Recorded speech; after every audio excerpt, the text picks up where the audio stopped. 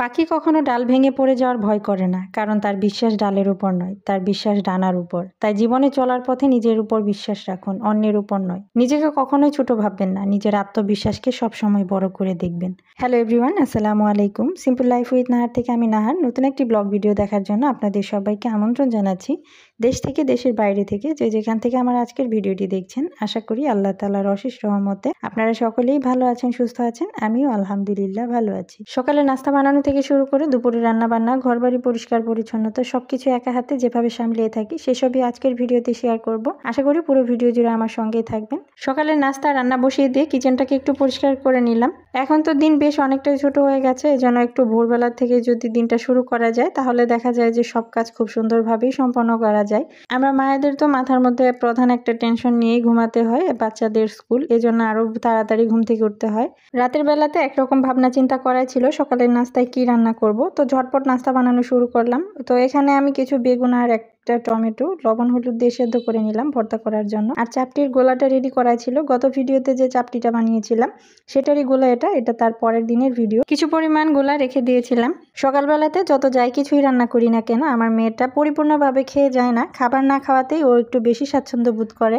যাই হোক, অফ ক্যামেরায় মেয়েকে নাস্তা খাইয়ে বিদায় দিয়ে দিলাম, ও চলে গেছে। এখন আমি সবার জন্য নাস্তা বানিয়ে নিলাম। ভিডিওর এই পর্যায়ে এসে প্রিয় ভিউয়ার্সদেরকে বলবো, প্লিজ ভিডিওটিতে একটি লাইক দিয়ে দিবেন। আর যদি আমার ভিডিওর কোনো অংশ আপনার কাছে ভালো লাগে, এরকম লাইফস্টাইল যদি আরও দেখতে চান, চাইলে চ্যানেলটাকে সাবস্ক্রাইব করে রাখতে পারেন। সাবস্ক্রাইব করে পাশে থাকা বেল বাটনের অল অপশনটিতে প্রেস করে রাখতে পারেন, এতে আমি নতুন কোনো ভিডিও দেওয়ার সাথে সাথে আপনার কাছে পৌঁছে যাবে।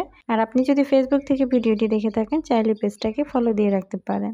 সকালের নাস্তায় আলহামদুলিল্লাহ এগুলোই ছিল, চাপটি, ভর্তা আর একটু চা। আমরা যারা চা প্রেমী মানুষ আছি তারা তো খুব ভালো করে বুঝি এই চা ছাড়া আমরা কতটা অসহায়। দিনের একটা না একটা সময় দেখা যায় যে চা না খেলে আমাদের শরীরে এনার্জি আসেই না। নাস্তা খাওয়া শেষ করে থালবাটি সব পরিষ্কার করে হাত ধোয়ার জন্য চলে এলাম। কোনো একটা কাজ করার পর হাত ধোয়া এটা একটা জাতীয় অভ্যাস। রান্না করতে গিয়ে কতবার যে হাত ধুয়ে থাকি তার আর হিসাব থাকে না।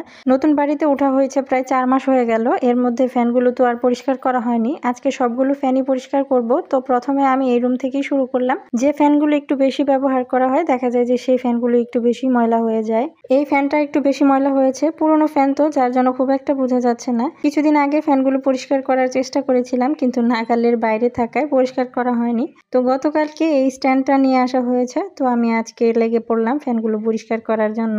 আমরা যেহেতু ব্লগ ভিডিও করি, তো সংসারে টুকটাক যা কিছু কাজই থাকে তার সবকিছু দেখা যায় যে শেয়ার করা হয়। আমাদের গৃহিণীদের প্রায় সব রকমের কাজেই অভ্যাস থাকতে হয়, তা না হলে দেখা যায় যে যদি পুরুষের উপর সবসময় ডিপেন্ড করি তো আমাদের কিছু না কিছু সময় দেখা যায় দুর্ভোগ পোহাতে হয়। কেন বললাম এই কথাটা, আমি এমন অনেককেই দেখেছি যে ফ্যান পরিষ্কার করলেও তারা একটু পরিশ্রম মনে করে এটাকে, হাজবেন্ডকে দিয়েই করায়। তারপর দেখা যায় যে একটু ভারী কোনো জিনিস উঠাতে গেলেও হাজবেন্ডকে লাগে। ধরেন 5 লিটার তেলও যদি তারা রিফিল করে তারপরও তাদের হাজবেন্ডকেই লাগে।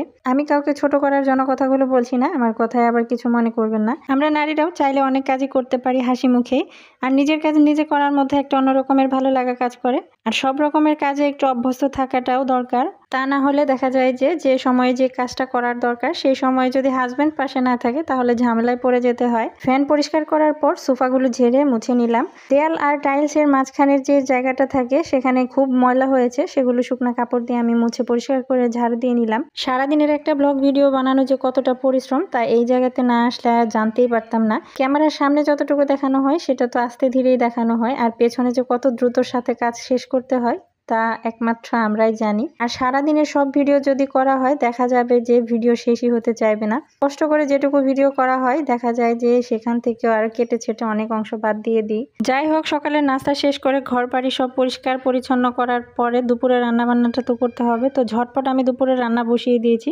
অফ ক্যামেরাতে আমি মাছ ধুয়ে পরিষ্কার করে নিয়েছি, আর ওদিকে আমি ডালও রান্না করে নিয়েছি। এখানে শুধু মাছগুলো আমি মাখিয়ে নেব।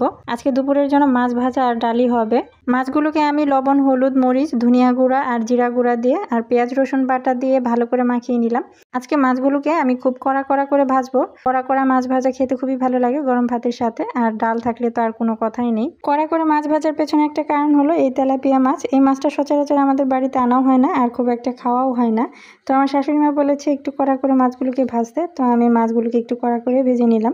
সকালের নাস্তা বানিয়ে ফ্যান পরিষ্কার করে ড্রয়িং রুমটাকে গুছিয়ে নিয়ে দুপুরে রান্না বান্না শেষ করে এরপরে মাঝের কিছু সময়টা ছিল এই সময়টুকুতে আমার মেয়েদেরকে গোসল করিয়ে খাওয়া দাওয়া শেষ করে এই তো সন্ধ্যার দিকে একটু ছাদে চলে এলাম। এই সময়টুকু নিজের সাথে কাটাবার জন্য ছাদে চলে এলাম, সাথে 1 কাপ কফি নিয়ে হাঁটতে হাঁটতে চারপাশের পরিবেশটা দেখছিলাম। সারাদিনের ক্লান্তির পর কিভাবে সন্ধ্যা নামছে সেটা একটু উপভোগ করছিলাম। মাঝে মাঝে নিজের জন্য সময় বের করতে হয়। আমার সাথে আমার মেয়েরাও ছিল, আর ওরাও চারপাশের পরিবেশটা দেখছিল আর কফি খাচ্ছিল আমার সাথে সাথে। এই ছিল আমার আজকের ব্লগ।